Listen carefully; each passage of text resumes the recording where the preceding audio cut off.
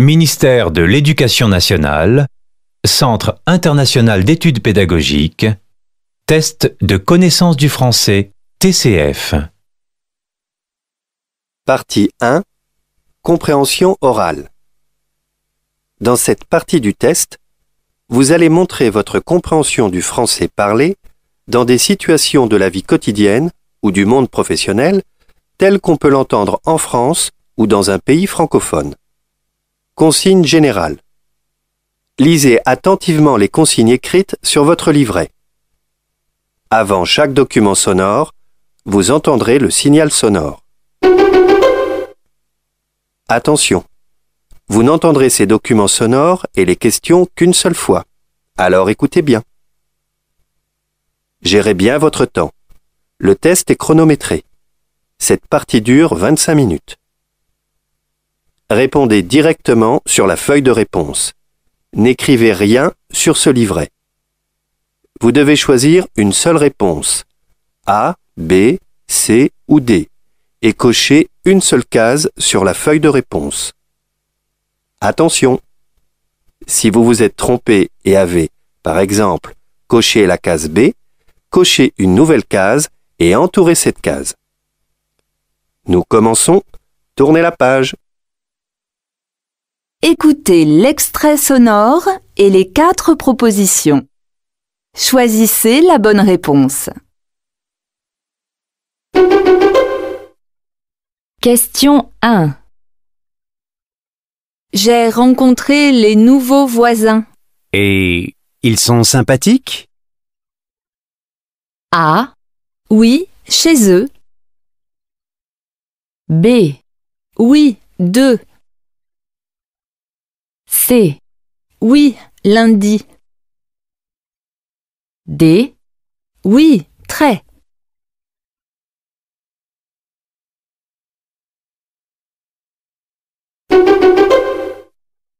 Question 2. Thierry, tu veux aller où ce week-end? A. À la campagne, B. avec mes parents, C. en voiture, D. pour mon anniversaire.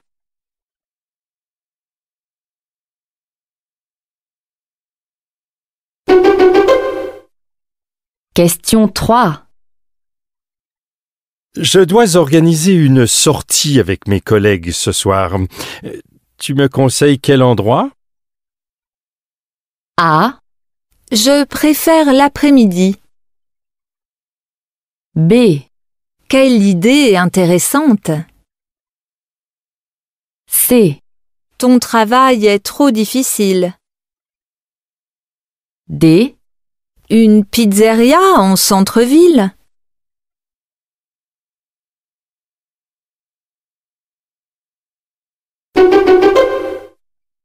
Question 4. Je sais que tu cherches un appartement. Est-ce que tu voudrais vivre en colocation avec moi? A. Désolé, mon propriétaire n'accepte pas les chats. B. Félicitations, c'est dans quel quartier? C. J'aimerais bien, ce serait super. D. Pas du tout, je déteste vivre toute seule.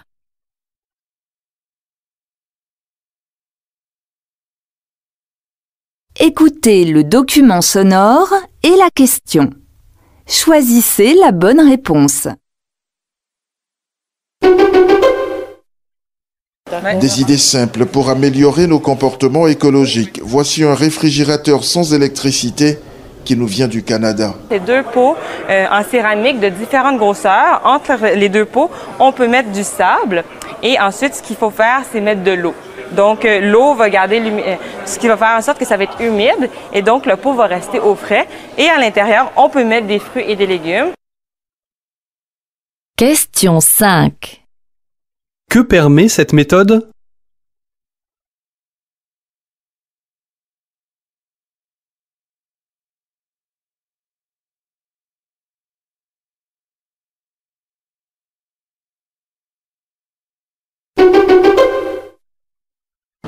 Les feux de signalisation sont à l'orange, clignotants, mais ils pourraient très bien être éteints, car ce dimanche matin, ici à Kigali, les véhicules n'ont pas droit de citer.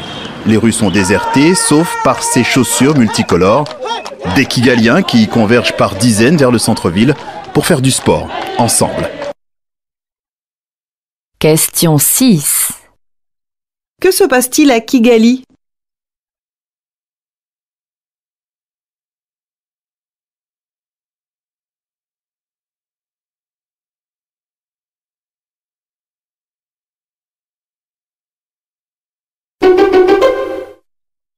Alors, juste avant les repas de réveillon, un dernier petit conseil. Avant, pendant, après, qu'est-ce que vous conseillez? Pendant, je conseille rien parce que c'est les fêtes et il faut que les gens profitent.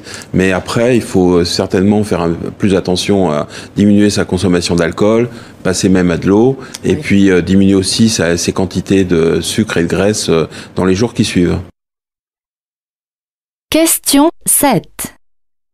Selon cette personne, que doit-on faire pendant les fêtes?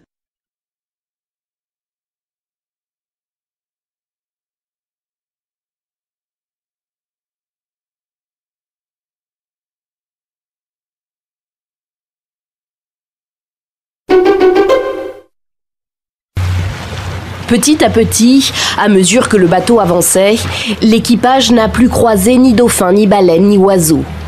Les animaux ont disparu et laissé place au plastique. Dans cette mer des Sargasses, à 1000 km des côtes martiniquaises, il est partout. Question 8. Que découvre l'équipage?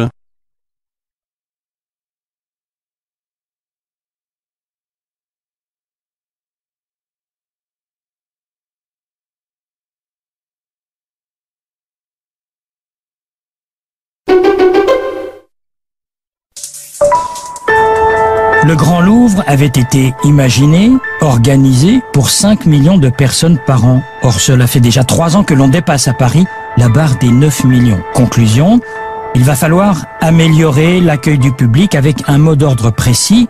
Ce n'est pas tant qu'il faut faire plus, c'est qu'il faut faire mieux, que ce soit dans les files d'attente, dans la billetterie, dans la restauration ou encore dans le système de circulation du public, dans les quelques 404 salles de ce qui est le musée le plus visité du monde.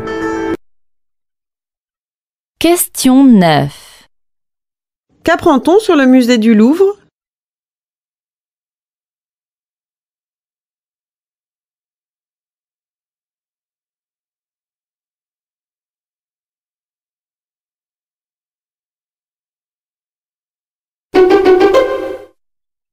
Cette œuvre de l'artiste taïwanais Lee Ming-wei est ce qu'on appelle une œuvre d'art interactive. Elle est composée d'une multitude de fleurs fraîches qui baignent dans une espèce de vase horizontal géant.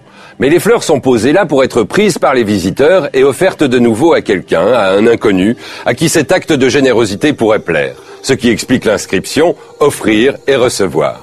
L'artiste est séduit par l'idée que grâce à lui, des inconnus se seront rencontrés et se seront fait des cadeaux. Une blague? Ne vous fiez pas aux apparences. Cette pièce est la critique d'une société où plus jamais rien n'est vraiment gratuit. Question 10. Quelle est l'intention de l'artiste?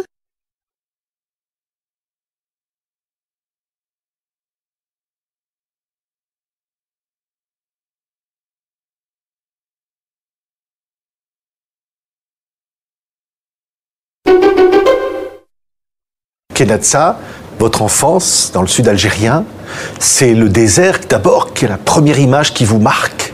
Oui, certainement. Parce qu'au commencement, on ne comprend pas. On regarde, on constate, on observe.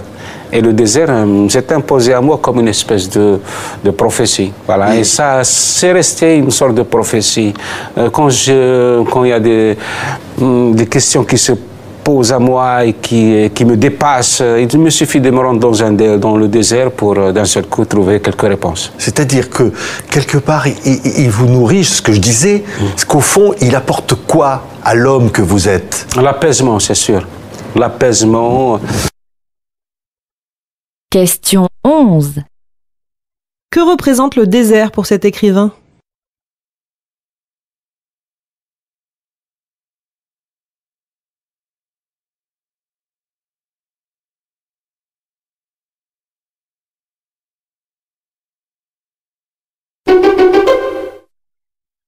Moi, je suis d'origine grecque et donc mes parents sont venus en France en 1917, donc ça fait quand même longtemps. Mon père était cordonnier. Ben, c'est une façon c'est un métier artistique aussi, comme il le faisait lui, sûrement. Et ma mère était arrivée avant d'arriver en France, elle est passée en Angleterre, etc. Donc elle a fait son enfance en Angleterre, de avoir 10 ans. Et quand j'étais enfant, ma mère racontait plein d'histoires extraordinaires, mais en mélangeant toutes les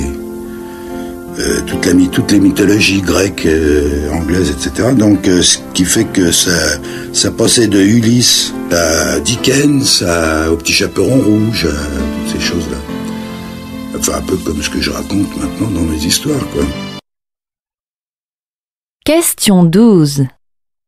Qu'est-ce que l'auteur a gardé de son enfance?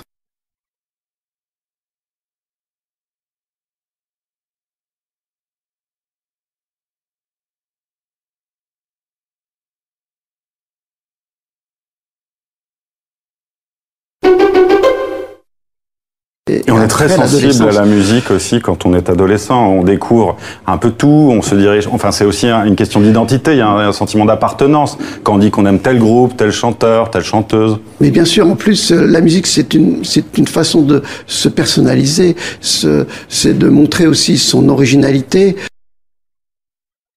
Question 13. Que permet la musique à l'adolescence?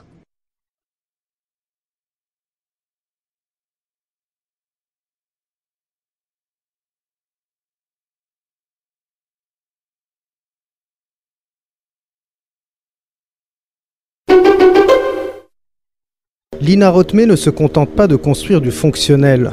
Dans cet immeuble asymétrique, chaque étage est agencé de façon à apporter un rapport à la ville différent.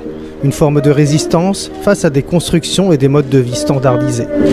Dans certains, on a un cadrage bien spécifique dans lequel la ville se transforme comme un tableau, différents tableaux qui viennent habiller l'espace intérieur. Et certains endroits, on est plutôt projeté vers l'extérieur. Question 14. Qu'apprend-on sur l'architecte?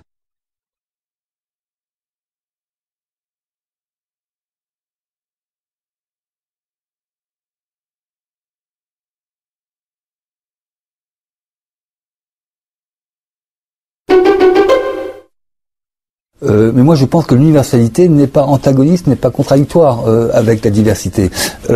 Toutes les langues se caractérisent par une évolution, par une fluidité, par un enrichissement progressif, historique. La langue n'est pas quelque chose de figé.